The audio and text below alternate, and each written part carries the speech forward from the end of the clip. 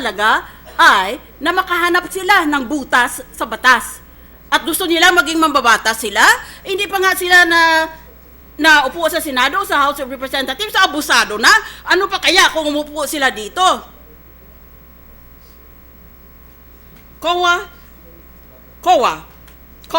Infomercials are unnecessary. This is the ruling of the Commission on Audit. Infomercials violate COA Circular number 94-001 dated 1994, which states, Section 16, grounds for disallowance. All transactions which are irregular, unnecessary, unconscionable, excessive, and extravagant.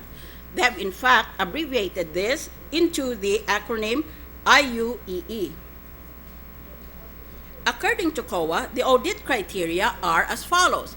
Pag nagbigay kasi ang departamento ng listahan ng mga ginastos niya ng perang binigay ng gobyerno sa kanya, tinitingnan ngayon ng COA ang advertising expenses. At maaari lang napayagan ng COA iyon kung iyang paggastos na iyan, dahil pera natin iyon, ay ayon dito sa mga criteria na ito, 4 ito.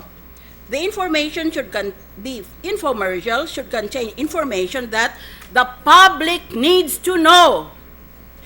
Kailangan na ang publiko mismo ang nangangailangan ng impormasyon na iyon. Kung hindi kailangan ng publiko, wala kang kakarapatan na gamitin ang pera ng publiko. That is what the COA tells them.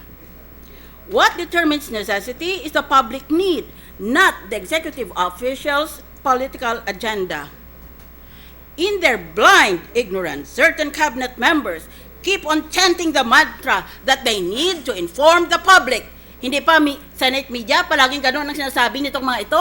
Pag tinanong ninyo, bakit kayo nag-infomercial? Kasi we need to inform the public. Yun ang palagi nilang sagot. Parang mantra.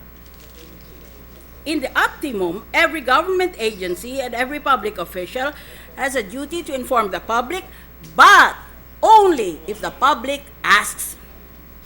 Ano ka, sira ulo, na iikot-ikot ka sa lipunan at sa komunidad mo at magsasalita ka tungkol sa ginagawa ng departamento mo? Hindi. Magtrabaho ka sa lamesa mo sa loob ng opisina mo at ngayon kung may lumapit sa iyo, hindi mo kailangan lituhin ang mamamayan dahil ibig lang sabihin, fixer ka.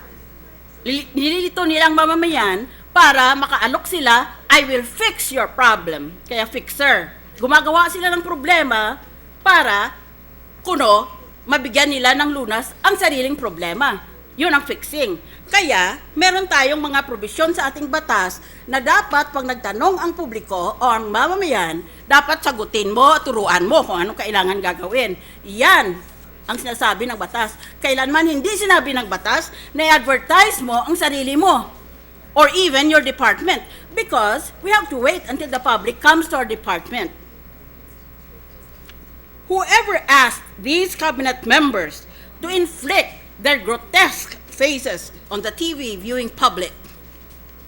Mabuti pa nga makasama nating mga artista dahil hinahanap ng masa. Sino nagsabi nitong mga cabinet members na ito na gustong-gusto ng masa makita ang mga pagbumukha nila? Next criterion. The infomercial should be part of the essential functions of the agency. For example, infomercials on a need-to-know basis could be issued by DOH concerning contagious diseases or by DSWD on emergency assistance for dangerous calamities. Not any function of the agency will justify infomercials, but only an extraordinary function under extraordinary conditions. The infomercial should be essential to the operation of the agency. Yun ang patakaran ng COA.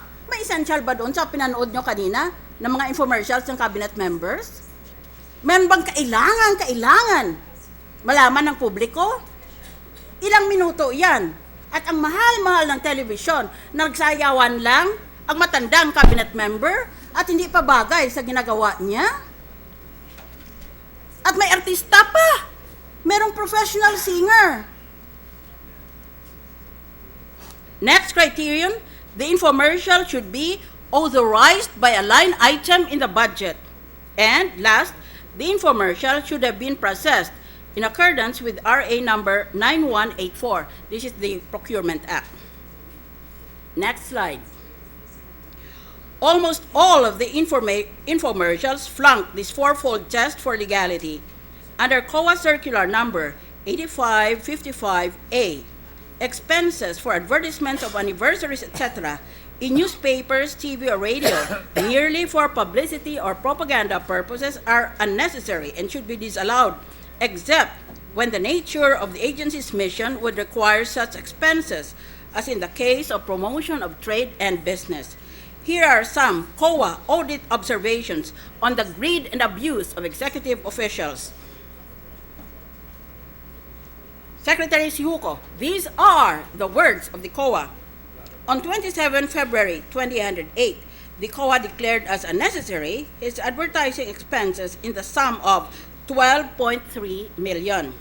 On 12 March 2008, the sum of 21.12 million.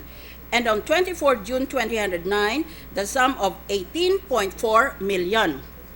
COA warned Mr. Sihuko, no less than 3 times, 3 beses inulit-ulit sa kanya.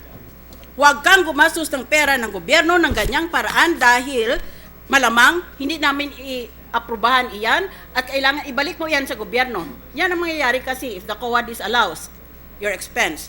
Pero, bingi si Mr. Sihuko. He just kept on spending public money. For example, as we saw, COA has noted that Mr. Sihuko's ad with a professional singer, Sarah Geronimo, cost the taxpayer 8.3 million pesos. Yung pinanood nyo kanina. Wala pa. Yan pa lang, paggawa pa lang ng advertisement. Wala pa yung kwenta doon kung magkano ang binayad niya para ipalabas ng TV station. VP De Castro, he is the unpaid talent for a profusion of housing ads, thus gaining exposure. Chair Fernando, he used MMDA funds for giant tarpaulin posters. Kitang-kita ninyo itong mga poster na ito ng MMDA, maski anong daan dumadaan ka. With his photograph occupying over half of the area of the poster. Pinabayad niya tayo ng kanyang higanting mga poster, pero sobra sa kalahati, litrato niya. Secretary Puno, ito, maganda ito, pakinggan nyo ng mabuti. In 2009, he charged to DILG funds media greetings on certain occasions, such as the President's birthday, Mr. Puno's own birthday. Binati niya ang sarili niya ng happy birthday sa dyaryo at pinabayad niya ang DILG. Sus, my goodness me. Kung hindi ka nga ba naman makahamon ito ng patayan eh. Tapos binabira niya ako sa kolumnista niya. Na hinahabol ko lang daw siya. Sino siya nahabulin kong mag-isa? My goodness. I'm married to one of the most handsome men in the entire country. At sasabihin niya, hinahabol ko siya.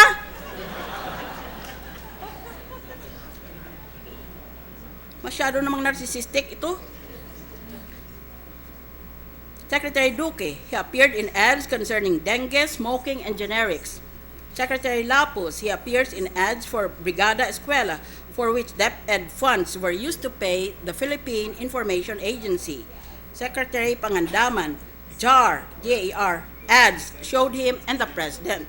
Secretary Ebdani, DPWH ads showed him and the President. Akala nila, basta ilagay nila ang Presidente, pwede na.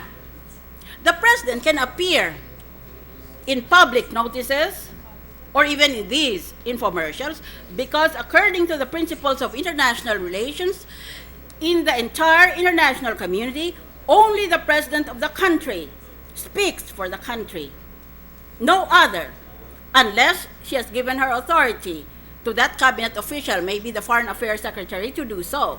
Kaya pwede siya, because she becomes a symbol of the country, or becomes a symbol of national unity. Ngayon, itong na mga ito, palibhasa, hindi nagbabasa ng batas, o baka hindi marunong magbasa. Baka illiterate itong mga cabinet members na ito.